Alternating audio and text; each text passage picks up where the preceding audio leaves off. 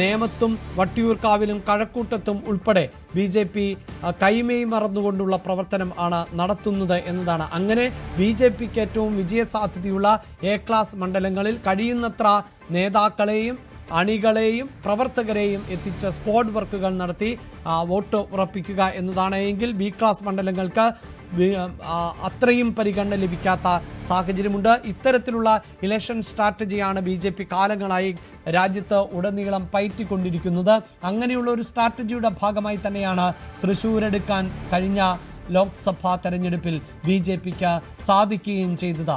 പൊതുസ്വീകാര്യർ ആയിട്ടുള്ളവർ, cinema മേഖലകളിൽ നിന്ന് ഉള്ളവർ, കായിക രംഗത്ത് നിന്നുള്ളവർ, സാംസ്കാരിക തലങ്ങളിൽ നിന്നുള്ളവർ, അങ്ങനെയുള്ള നിരവധിയായ ആളുകളെ അടക്കം തെരഞ്ഞെടുപ്പിൽ ഇത്തവണയും പരീക്ഷിക്കുന്നു എന്നത് നമുക്ക് അറിയാവുന്നതാണ്. സിനിമാ മേഖലയിൽ നിന്ന് അടക്കമുള്ളവർ, ടെലിവിഷൻ ഷോകളിലെ താരങ്ങൾ ഉൾപ്പെടെയുള്ളവർ ഈ തെരഞ്ഞെടുപ്പിൽ BJP ടിക്കറ്റിലോ അല്ലെങ്കിൽ NDയുടെ ഭാഗമായോ തെരഞ്ഞെടുപ്പ് മത്സരാർത്ഥികളായി എത്തിയിട്ടുണ്ട് എന്നത് നമുക്ക് ആ പട്ടിക പരിശോധിച്ചാൽ മനസ്സിലാക്കാൻ സാധിക്കുന്നുണ്ട്.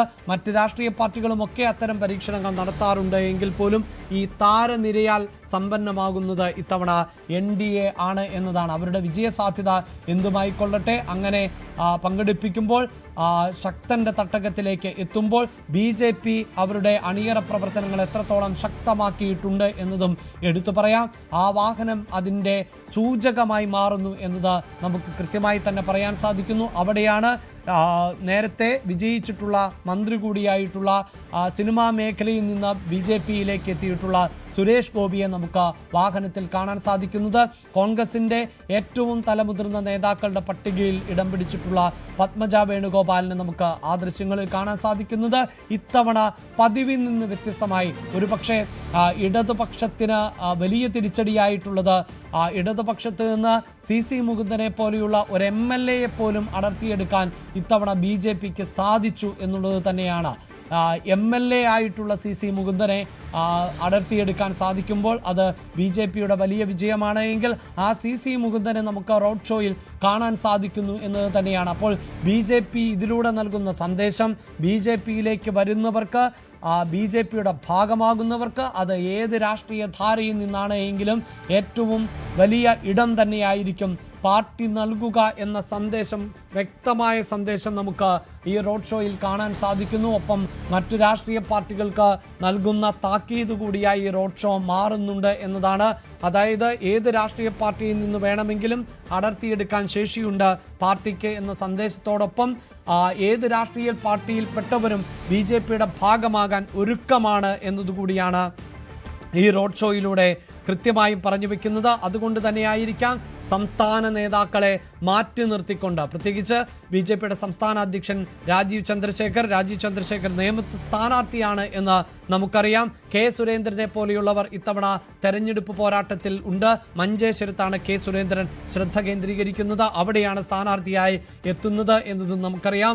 അങ്ങനെ കുമ്മനം രാജശേഖരനെ പോലെയുള്ളവർ മത്സര രംഗത്തുണ്ട്.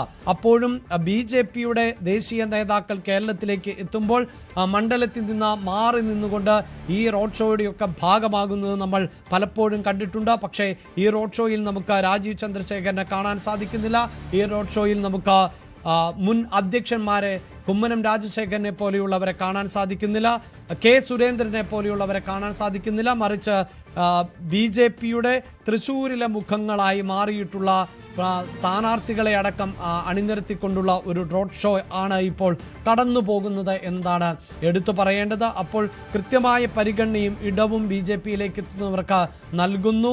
അവരെ വിജയിപ്പിക്കേണ്ടത് ആ മണ്ഡലത്തിലെ പ്രവർത്തകരുടെ ഉത്തരവാദിത്വം ആണ് എന്ന് പ്രവർത്തകർക്കും അണികൾക്കുമൊക്കെ സന്ദേശം നൽകുന്ന ഒരു റോഡ് ഷോ ഇതാ കടന്നു പോകുന്നു.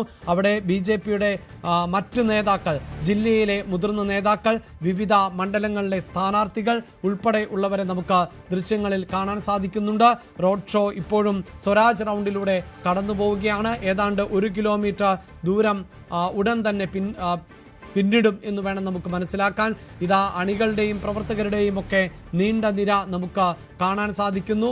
നേരത്തെ പ്ലക്കാർഡുകൾ ഉയർത്തിപ്പിടിച്ചുകൊണ്ട് കൊടിതോരണങ്ങളുമായി നിന്ന പ്രവർത്തകരെയാണ് കാണാൻ സാധിച്ചത് എങ്കിൽ പിന്നീട് ഈ സുരക്ഷാ ക്രമീകരണങ്ങളുടെ ഭാഗമായി തന്നെ ചില മേഖലകളിൽ എത്തിയിട്ടുള്ളവർക്ക് അത്തരത്തിൽ കൊടിതോരണങ്ങളോ പ്ലക്കാർഡുകളോ ഒന്നും പിടിക്കാനുള്ള അവസരം നൽകിയിട്ടില്ല. പ്രത്യേകിച്ച് ഈ ദൃശ്യങ്ങളിൽ നമുക്ക് മാർഗംകളി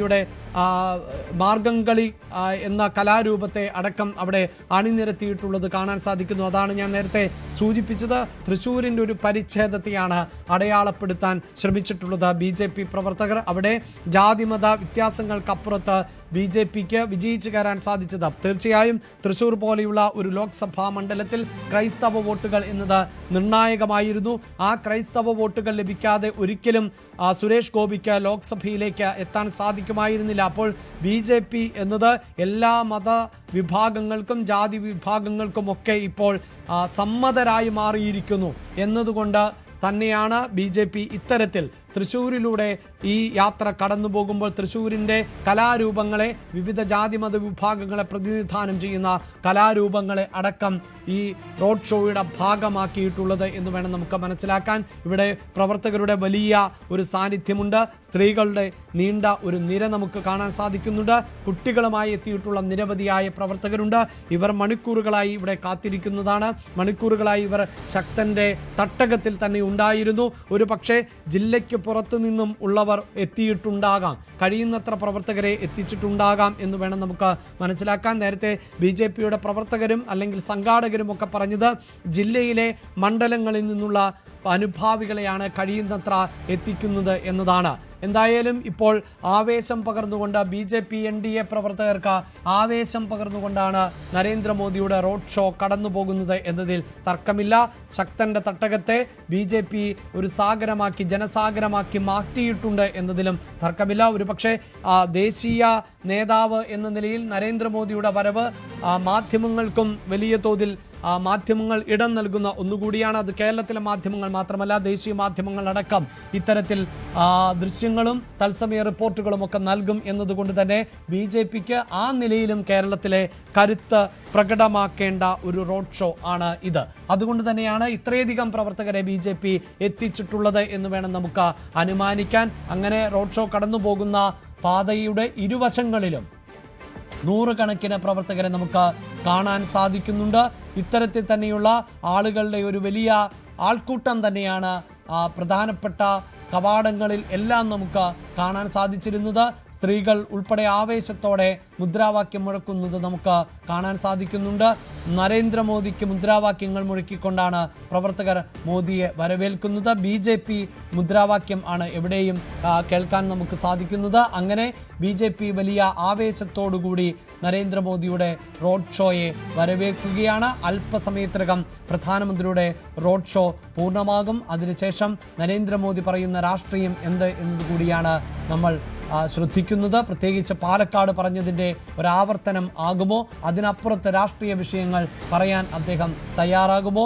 ന്യൂനപക്ഷ വിഷയങ്ങൾ, ക്രൈസ്തവ വിഭാഗത്തിൻ്റെ വോട്ട്, ഇതുമായി ബന്ധപ്പെട്ട പരാമർശങ്ങൾ ഉണ്ടാകുമോ എന്നത് എല്ലാവരും ശ്രദ്ധിക്കുകയാണ്. രാഷ്ട്രീയ എതിരാളികളെയും സംബന്ധിച്ചിടത്തോളം നരേന്ദ്രമോദിയുടെ വരവ് വളരെ പ്രധാനപ്പെട്ടതാണ്. അദ്ദേഹം എന്തു പറയുന്നു എന്നതുകൂടിയാണ്. പ്രത്യേകിച്ച് ഈ തെരഞ്ഞെടുപ്പിൽ BJPയും കോൺഗ്രസും CPMും ഒക്കെ മുന്നോട്ട് വയ്ക്കുന്ന വ്യത്യസ്തമായ ആശയങ്ങളും വിഷയങ്ങളുമുണ്ട്. എൽ ഡി എഫിനെ സംബന്ധിച്ചിടത്തോളം